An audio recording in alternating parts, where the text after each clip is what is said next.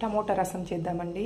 టేస్టీగా చాలా బాగుంటుంది. సరిపోతుంది. ఇలా చింతపండు తక్కువ వేసుకోవాలి, టమోటాలు ఎక్కువ వేసుకోవాలి. టేస్ట్ కొంచెం దానిలో ఇందులో ఒక గ్లాస్ వాటర్ వేసి బాగా ఉడికించి పెట్టుకోవాలండి. దానికి కావలసిన పొడిని రెడీ చేసుకుందాం. దానికి కావాల్సిన పదార్థాలు దూరగా వేయించుకోవాలి. ఇందులోనే ఒట్టి మిరపకాయ కూడా వేసుకుందాం. వేయండి. మళ్ళీ మనం తిరగబాతు పెట్టేటప్పుడు ఆయిల్లో వేగుతాయి కాబట్టి లైట్గా దూరగా వేగితే చాలు.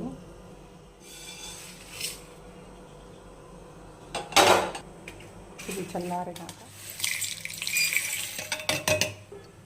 ఇలా పొడి కొట్టి సపరేట్గా పెట్టుకోవాలి. టమోటాలు ఉడికిపోయాయండి. ఇవి చల్లారి పెట్టి బాగా నున్నగా పిసుకోవాలి. ఇది వేడిగా ఉన్నాయి, త్వరగా చల్లారవు కాబట్టి ఇవన్నీ పక్కకి తీసుకొని ఇందులో చల్లని వాటర్ వేసి కలిపి ఈ వాటర్లోకి వేసుకుందాం.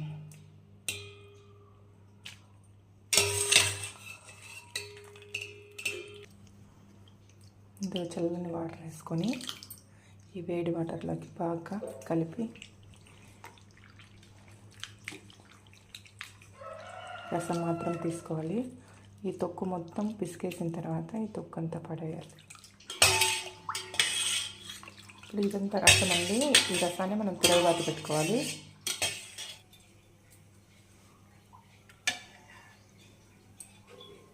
రెండు టేబుల్ స్పూన్ల ఆయిల్,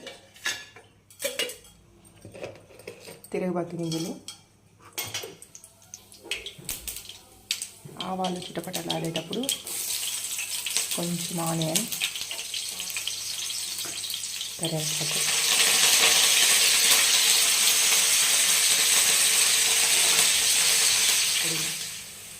రసం కావాల్సిన పొడి,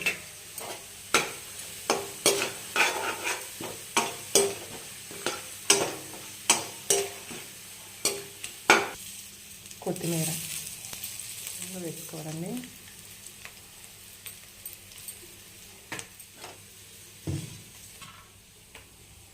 ఫైనల్గా రసం కలిపేసుకుంటాం.